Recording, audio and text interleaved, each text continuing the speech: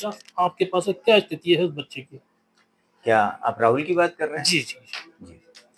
देखिए, ये जो राहुल नाम का बच्चा है, जिसकी उम्र जो है वो 15 साल है, और ये हमारे पास जो है वो 23 तारीख को मैंने इसे बुलवाया था।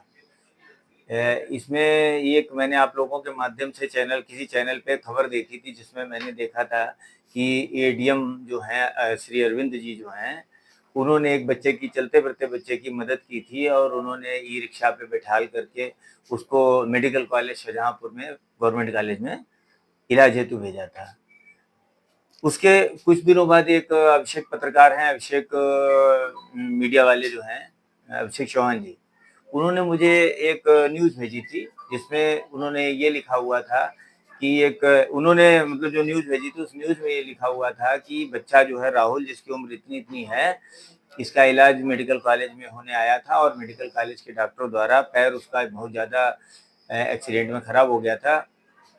3 महीने पुराना एक्सीडेंट हुआ था, दीवार गिर गई थी, दीवार गिरने के कारण उसका पैर जो है इंजर्ड हो गया था, नॉन हीलिंग अल्सर हो गया था, साथ-साथ हड्डियाँ ऊपर निकल आई थी। तो उसको न्यूज़ में मैंने पढ़ा कि उसका पैर कटने की एडवाइस दी गई है, सलाह दी गई है मेडिकल कॉलेज के डॉक्टरों द्वारा कि इसका पैर अब कटेगा और उसको बाहर जाके कटवाओ, और ये कह कर के उस बच्चे की मेडिकल कॉलेज से छुट्टी कर दी गई। तो जब ये अभिषेक जी की न्यूज़ मेरे पास आई, तो उन्होंने मुझे व्हाट्सएप पे ये भी लिखा था कि सर, इसमें क्या आप कुछ कर सकते हो? तो मैंने उनसे, अभिषेक जी से कहा था कि पहले मुझे बच्चा दिखवाओ, देखते हैं उसमें क्या कर सकते हैं। तो अभिषेक जी ने मुझे उनका संपर्क नंबर दिया, इस बच्चे के परिवार का, और ये बच्चा जैतीपुर का रहने वाला है। राम लखन नाम का एक व्यक्ति गाँव का जो है, वो ये इसका आपकी इलाज करा। विधानसभा का है? नहीं, मेरी विधानसभा नहीं, ये जैतीपुर तो लगता है 131 विधानसभा, यानी कटरा विधानसभा में। यहाँ पे हमारा वोट से या किसी चीज़ से कोई लेना-देना नहीं है। तो जब अभिषेक जी की रिक्वेस्ट पे मैंने इस बच्चे को बुलवाया, अभिषेक जी ने ही राम लखन नाम के एक व्यक्ति का नंबर दिया, मैंने उससे फ़ोन पे बात की। यथास्थिति उन्होंने मुझे बताई, बहुत दयनीय है। मैंने कहा कोई बात नहीं, तुम ले आओ, बस अपने खाने की व्यवस्था करते रहना।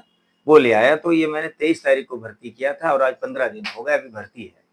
और आज 1 दिन की छुट्टी पे अपने घर जा रहा है बच्चा, अपने पैरों पे चल रहा है, पैर उसका सुरक्षित है। मैंने उसकी सारी जाँचें कराई। जैसे ही बच्चा ये मेरे पास आया था, दिनांक 23 तारीख को, तो सबसे पहले मैंने इसका अपने यहाँ डॉपलर किया था। डॉपलर ये वो जाँच होती है जिसमें हमें ये पता चल जाता है कि पैर की या हाथ की जो नसें हैं, आर्टरी और वेन्स जो हैं, नर्व जो हैं, वो काम कर रही हैं कि नहीं काम कर रही हैं। अगर वो काम नहीं कर रही हैं, तो पैर को काटना पड़ता है। चूँकि काम कर रही थी, तो मैंने उसकी रोज़ पट्टी की। नतीजा अभी आप देखिएगा, आपके सामने बच्चा अपने पैर पे चल रहा है। बच्चा गोद में लाया गया था, अब बच्चा अपने आप पैर पे चल रहा है, ठीक है, और आज 1 दिन की छुट्टी पे अपने गाँव जाएगा, और कल फिर पुनः वापस आएगा। उसका जख्म लगभग आधा भर चुका है, और अपने पैर पे चला, बिल्कुल सुरक्षित है। पैर सुरक्षित है उसका, वो भी सुरक्षित है, और आने वाले टाइम में उसकी प्लास्टिक सर्जरी करेंगे, एक छोटी-सी सर्जरी, जिससे उसकी जो खाल नहीं वापस आने की स्थिति में है, वो खाल हम पैर से उठा कर के मतलब जाँघ से उठा कर के वहाँ पे रखेंगे, और वो हमेशा सुखी रहेगा, मस्त रहेगा, स्वस्थ रहेगा। सर, प्रशासनिक अधिकारियों ने जिस बच्चे को जिला अस्पताल में भर्ती कराया था, वहाँ पे उसकी टाँग काटने की बात की गई। ये कहीं न कहीं बड़ा सवाल इसको लेकर कर रहे हैं। इसमें देखिए, प्रशासनिक अधिकारियों का कोई दोष थोड़ी ना है। इसमें तो हम ये देखेंगे कि हमारे मेडिकल कॉलेज में कहीं न कहीं जो है, प्रशासनिक अधिकारी महोदय के कहने के बावजूद भी उनकी देख-रेख सही से नहीं कराई गई, या उनकी जाँचें ठीक से नहीं कराई गई, तो उस पैनल को आप कहेंगे जिस पैनल में वो भर्ती था, और जिन्होंने पैर काटने की बात कही, तो इसमें आप प्रशासनिक अधिकारी से बेकार कोई शिकायत कर रहे हैं, क्योंकि वो हमारे विभाग के नहीं हैं। भाई, उनका विभाग था, उन्होंने अपनी ड्यूटी पूरी निभाई और बड़ा अच्छा काम किया। अग अगर प्रशासनिक अधिकारी एडीएम अरविंद जी अगर इस चीज़ को नहीं देखते ना, तो हमें भी कैसे जानकारी होती कि कोई निर्बल बच्चा है जिसका पैसा-टका भी नहीं है। आज तक मैंने एक पैसा नहीं लिया इसके इलाज में। आप उनसे इंटरव्यू ले सकते हैं, पूछ सकते हैं। तो सर, इस बच्चे के इलाज में रोज़ कितना खर्चा आता होगा?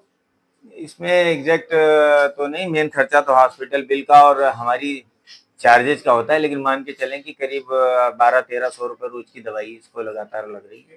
अब तक सर करीब 15 दिन हो गए आप यहाँ भर्ती हुए इस बच्चे। मैंने जोड़ा नहीं है, लेकिन हाँ, मैंने जोड़ा नहीं है, क्योंकि जब मुझे लेना ही नहीं है, तो जोड़ने का क्या मतलब है? जी।